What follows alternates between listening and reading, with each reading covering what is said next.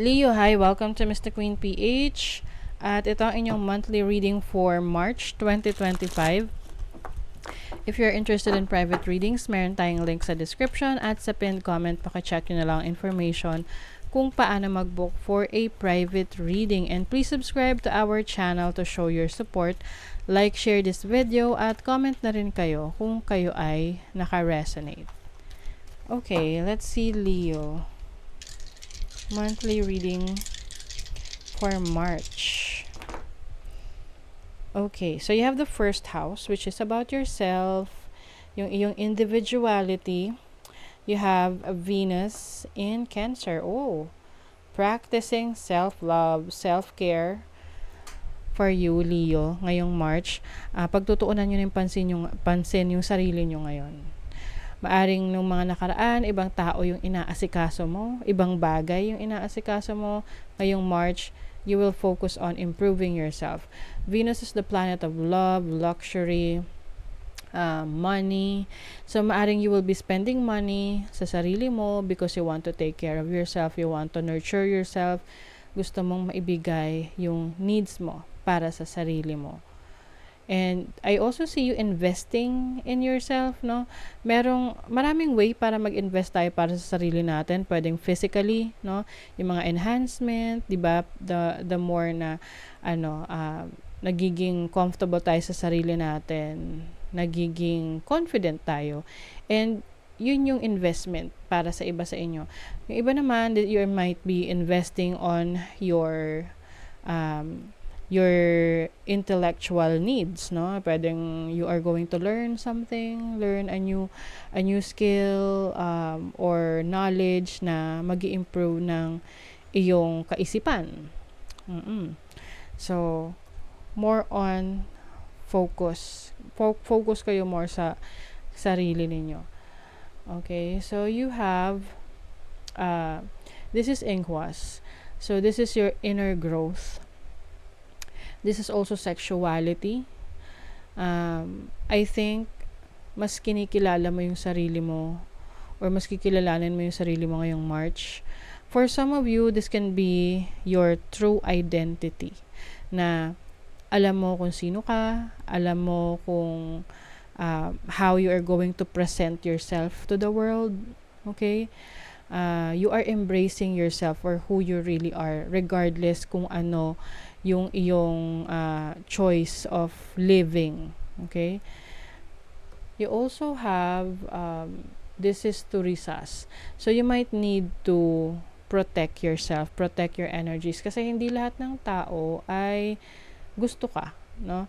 Maaring meron mga tao dyan na they don't like the confidence that you have, no? Kasi minsan may mga ganun na parang ang tingin agad sa'yo mayabang ka or mataas ang tingin mo sa sarili mo, overconfident, but actually it's not your problem. Hindi mo na problema yun kung yun yung naiisip nila sa'yo, kasi yun yung naiisip nila sa'yo, wala ka ng control dun eh, 'di ba? Sabi nga nila, what other people think about you is none of your business. So the moment na maapektuhan ka doon sa sinasabi nila or doon sa pagtingin nila sa'yo, yun na yung magiging problema mo. Pero kung hindi ka magpapa-apekto, sila yung may problema. Okay? So that's why you have to protect your energies. You also have now this, which is about limitations and delay. So, maaaring maka-experience ka ng frustration sa mga bagay na gusto mong gawin para sa sarili mo. But it doesn't mean na titigil ka na. Kasi, ganun naman talaga eh. Kumbaga, minsan tinetest tayo ni God, tinetest tayo ng universe na feeling ko nga kung hanggang saan yung kung gaano niya kagusto to, 'di ba? So, ito-test yung patience mo. You have the 11th house, which is about community, the people around you. Maaring you will be networking, you will be parang pagpapalawak ng connections mo. You are expanding your network. Mas maraming kaibigan or mas dadami yung followers mo, yung subscribers mo if you are into social media. You have the fifth house, which is your energy as well. Fifth house is about your passion, your creativity. So I think you are going to share your creative talents and skills ngayong March. And people will acknowledge it. Makikita nila yan. So, the more na ini-embrace mo yung sarili mo for who you really are at nagpapakatotoo ka, the more na people will cherish you. People will admire you. At pwedeng magkaroon rin ng admirer, no? Someone that is interested in you. Kung kayo ay single, so pwedeng maka-attract kayo ng bagong partner. Also have solar flares, which is about activation.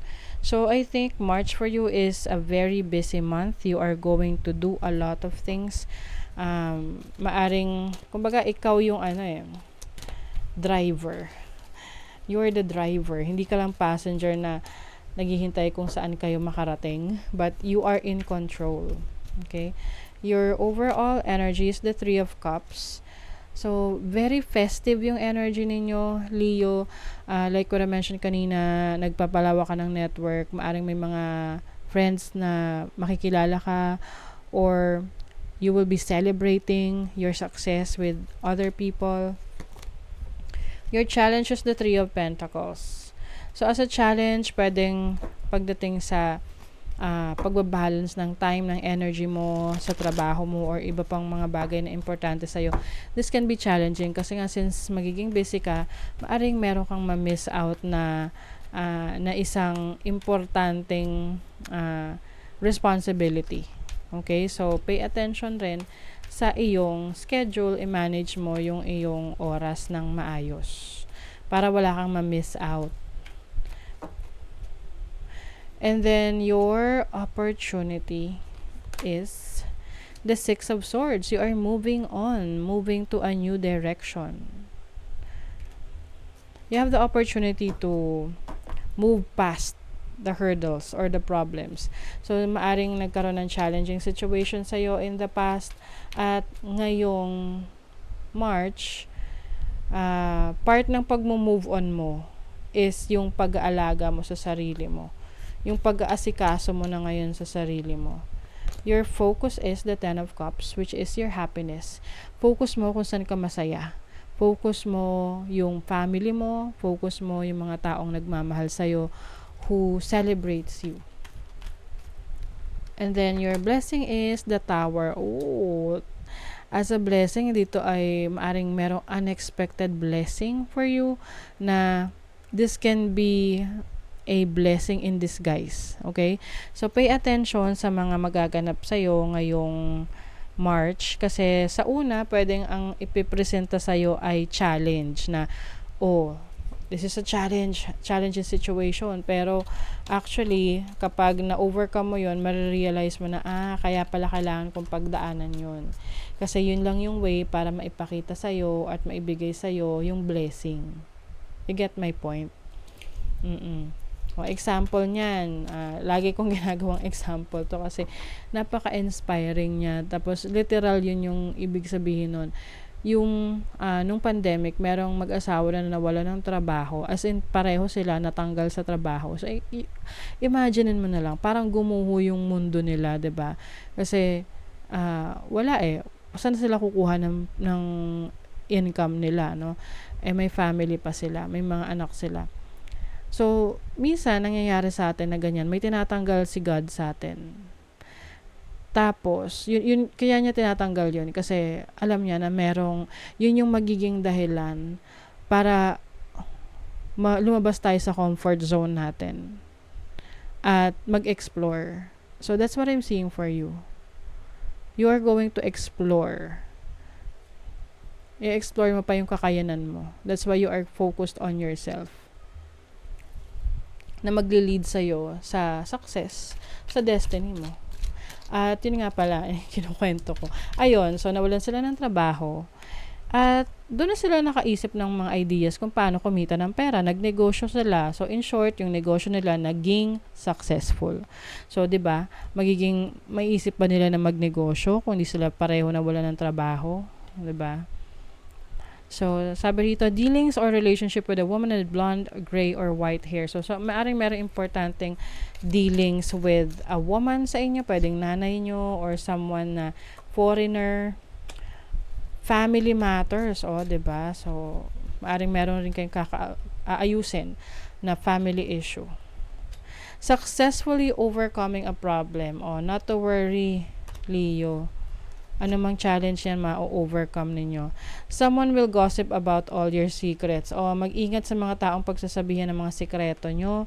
Kasi meron dyan na baka ikwento kayo.